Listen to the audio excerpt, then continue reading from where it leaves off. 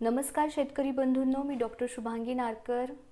आज आपण चर्चा करणार आहोत पोमोग्रेनेटमधला रेस्टिंग पिरियडमध्ये काय काय काळजी घेतली पाहिजे आणि काय केलं पाहिजे। आज जर बघितलं तर बऱ्याच ठिकाणी हार्वेस्टिंग झाली असेल आणि बागा रेस्टिंग पिरियडवरती सोडतात। तर जर बघितलं तर रेस्टिंग पिरियडमध्ये बागा किती दिवसापर्यंत असाव्यात हे तुमच्या मातीवरती डिपेंड करतं।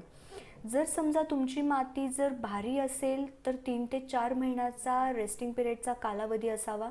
जर तुमची माती जर हलकी असेल तर 2 ते 3 महिन्याचा कालावधी असायला पाहिजे।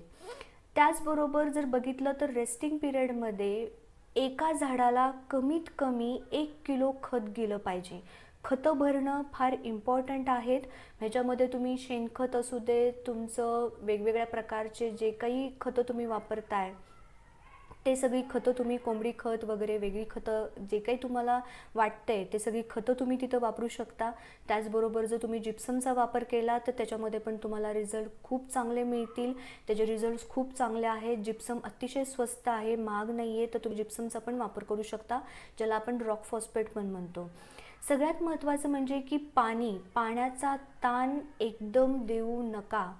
बघा, आपल्याला पण एकदम जर आपण सपोज मला माझं जेवण कमी करायचं असेल, जर मी रोज जर 3 पोळ्या खाते आणि मी एकदम 3 पोळीची मी अर्धी पोळी केली तर माझी बॉडी त्याला सस्टेन करेल का हो?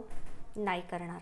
तर त्याच प्रकारे झाडाला पण पाण्याचा ताण देताना एकदम पाणी बंद करू नका किंवा एकदम पाणी कमी करू नका। कमी करताना पण जिथं तुम्ही सपोज आपण 4 तास पाणी देतोय, 4 तासाच्या पाण्याच्या कमी करताना आपल्याला पहिल्यांदा 3 तास, 2 तास, 1 तास असं करून आपल्याला ताण द्यायचं आहे आणि मग नंतर बंद करायचं आहे। तर त्या प्रकारे तुम्ही तुमच्या प्रॅक्टिसेस ठेवा। सगळ्यात महत्त्वाचं म्हणजे की रेस्टिंग पिरियडमध्ये लोक कुठल्याही प्रकारचा स्प्रे वगैरे घेत नाहीत, तर ते अतिशय चुकीचं आहे। रेस्टिंग पिरियडमध्ये आपली झाडं आपण धुवून काढली पाहिजेत। सगळ्यात महत्त्वाचं म्हणजे की रेस्टिंग पिरियडमध्ये बाग स्वच्छ करा। बाग तशीच घाण ठेवू नका। जिथं तुमचं वॉटर शूट्स असतील किंवा तुम्ही खाली समजा एखादं फळ डॅमेज झालेलं असतं, ज्याच्यावरती तेल्या असेल, करपा असेल, तर फळ उचलून कुठंतरी खाली पडलेलं असतं, त्याची शूट कुठंतरी खाली पडलेली असती, पानं जी आहेत ज्या पानांवरती करपा तेल्या आलेली पानं गळून खाली जमिनीत पडलेली असतात, ती पानं आपल्याला व्यवस्थित क्लीन करायची आहेत। ती पानं तिथंच कुजू नाही द्यायची आहेत। जर ती पानं आपल्या मातीमध्ये जर कुजली, तिथंच राहिली, तर ती सुप्त अवस्थेमध्ये ते तिथंच राहतात। आपल्या बागेला ते स्वतःचं घर करून घेतात। जर तुम्हाला असं वाटत असेल की ही पानं काय आता मातीत गेली, पुढच्या वर्षी काय आपल्याला काही प्रॉब्लेम नाही, हे चुकीचं आहे। त्यांनी आपल्या बागेला घर करून घेतले, तीच पानं कुजलेली मातीमध्ये गेलेली जेव्हा आपण भार पकडू पुढच्या वेळेस, तेव्हा तीच नंतर रुद्ररूप धारण करणार आहे, जेव्हा त्यांना अनुकूल वातावरण मिळणार आहे। त्याच्यासाठी खालचं जे आहे, खालचा जो पालापाचोळा वगैरे जे काही असेल, तण वगैरे सगळं काढून घेऊन एकदम बाग स्वच्छ झाली पाहिजेत। आणि त्याच्यानंतर जे आपली जी पूर्ण झाडं आहेत ती पूर्ण झाडं आपली स्वच्छ धुवून घ्यायची, कॉपरने असू दे, त्याचबरोबर त्याच्यामध्ये आपण स्ट्रेप्टोमायसिन वगैरे पण वापरलं पाहिजे किंवा जे काही तुम्ही बायोलॉजिकल्स वापरणार आहे त्या बायोलॉजिकल्सनी आपली पूर्ण झाडं धुवून घ्या। हे फार इम्पॉर्टंट आहेत, कारण की सुप्त अवस्था ज्या आहेत किडीच्या रोगांच्या त्या आपल्या झाडावर बसलेल्या असतात, त्यामुळं ते पूर्ण वॉशआउट करून घेणं फार इम्पॉर्टंट आहे।